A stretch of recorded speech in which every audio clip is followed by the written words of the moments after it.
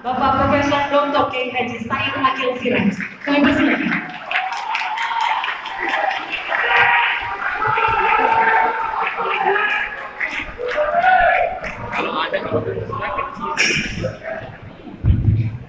Assalamualaikum warahmatullahi wabarakatuh. Bismillahirrahmanirrahim. Alhamdulillahi rabbil alamin.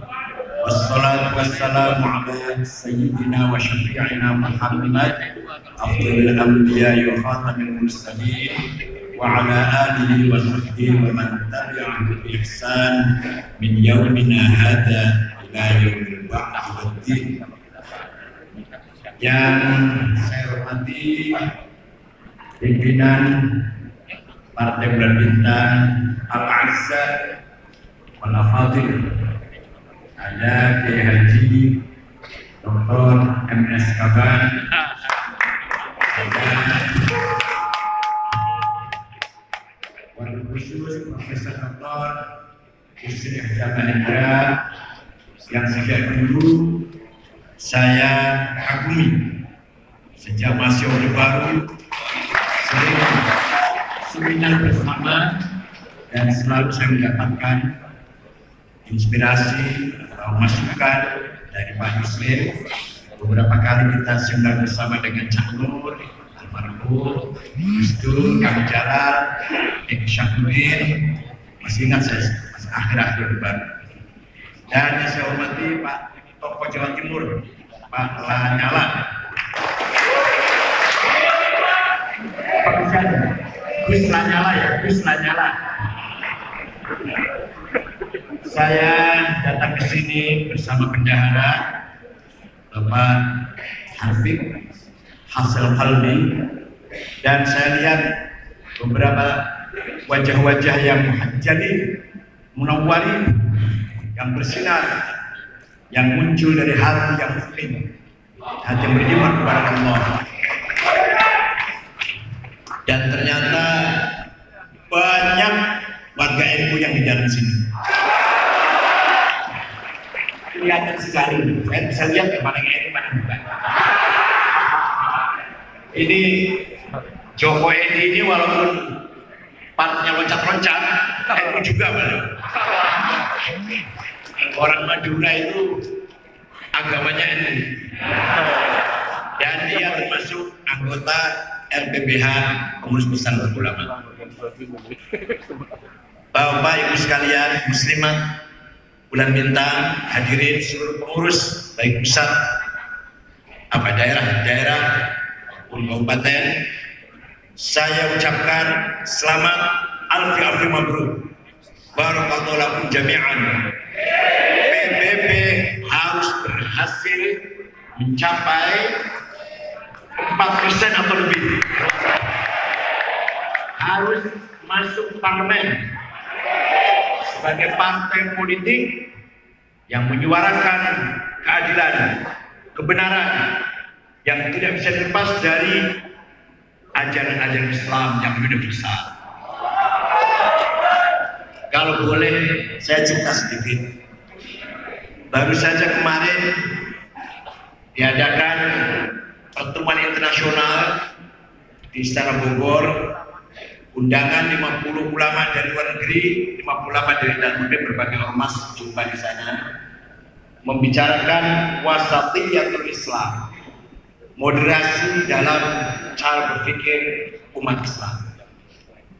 Alhamdulillah, 2 hari seminar menghasilkan beberapa keputusan atau rekomendasi dalam pernyataan Bogor yang isinya menekankan bahwa agama Islam memang agama wasatiyah. Allah memerintahkan Nabi Muhammad agar membangun umat, maka dzalika ja'alnakum ummatan, yang seperti apa umat itu? Wasatiyah, yang modern, yang moderat. Memang itu pesan Al-Quran. Maka Nabi Muhammad ketika membangun negara, yaitu negara Madinah, penduduknya ada Muslim, ada non-Muslim. Dan Muslim Yahudi 3 suku. Bani Qainuqa kebanyakan pengrajin emas, Bani Quraidah petani penanam kurma, dan Bani Nadir pekerja.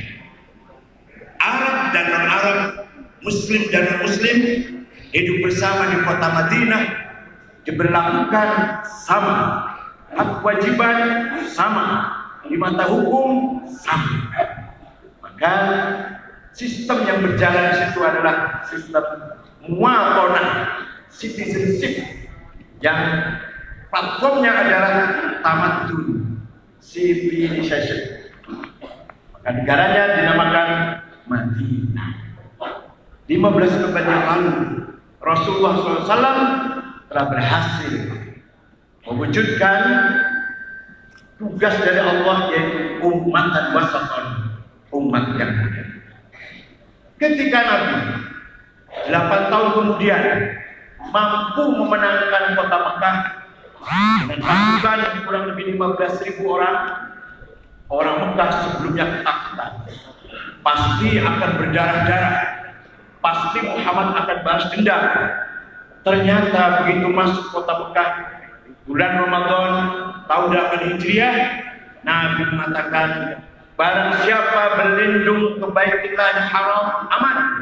Barang siapa berlindung ke rumahnya Abu Sufyan, tokoh musyrik waktu itu, Mekah aman. Barang siapa mengunci dirinya di dalam rumah, tidak melakukan perlawanan, aman.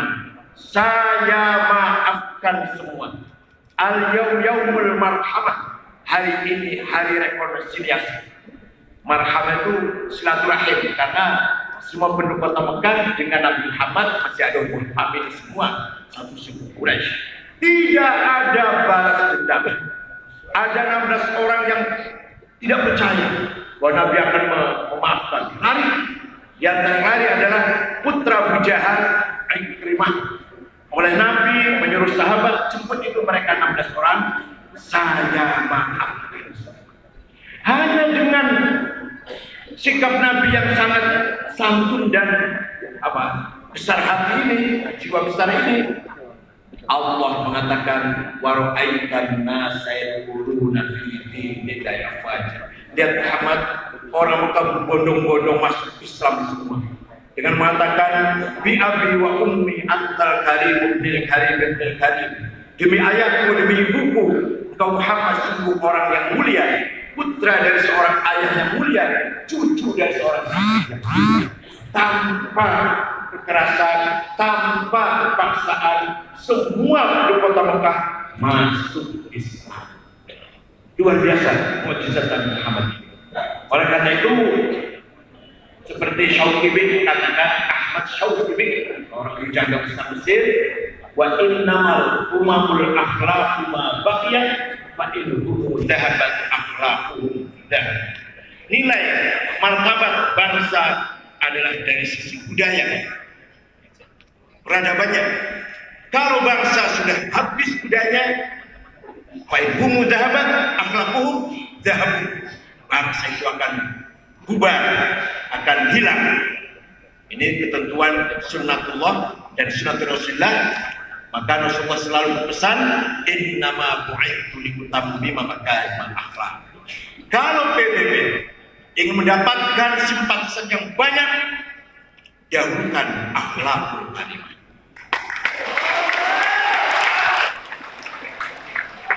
Dahulukan akhlakul karimah, muasyarah bil ma'ruf, muamalah bil husna. Maka insya Allah akan dapat simpatisan yang banyak, dan saya dukung PBB ketika berpancing akhlakul.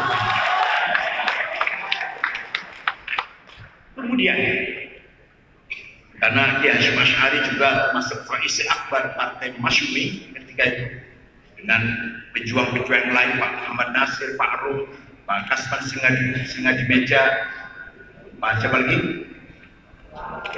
Yang terkenal Pak Sabruddin. Maka saya ingin cerita tentang Hasyim Asy'ari. Tahun 1916, waktu itu dunia Islam masih di bawah pimpinan satu sentral, yaitu Khalifah Utsmani di Turki. Tapi waktu itu wilayah-wilayah Islam sudah dijajah. Aljazair, Maroko, Tunis, Suriah, Prancis, Mesir, Sudan, Irak, Inggris, Libya, Italia, dan seterusnya. Portugis juga jajah, Belanda di sini. Melihat kenyataan seperti itu, waktu itu masih sentral, jangan lupa masih khalifah, satu pimpinan. Belum ada semangat nasionalisme. Kiai Hasyim Asy'ari tahun 16 sudah mengangkat jargon hubbul waton minal iman. Artinya nasionalisme bagian dari iman. Ini sangat penting artinya. Apa artinya? Artinya iman atau watoniyah atau nasionalisme yang digagas oleh Hasyim Asy'ari, nasionalisme religius, nasionalisme yang tidak bisa dipisahkan dari iman kepada Allah. Tidak boleh nasionalisme yang sekuler, yang latininya. Ternyata betul tahun 1924 Khilafah Utsmani dibubarkan oleh Mustafa Kamal Atatürk. Dan bubarlah khilafah, maka ulama-ulama kumpul di Al-Azhar. Ini saya ilmiah, cara cerita apa adanya. Ulama-ulama Islam kumpul di Al-Azhar dari India, waktu belum ada Pakistan, dari India, dari Afrika, dari Arab, ingin kembali mendirikan khilafah.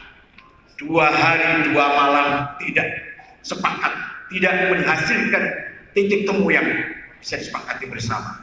Akhirnya ulama itu ittafaqu ala an la yattafiqu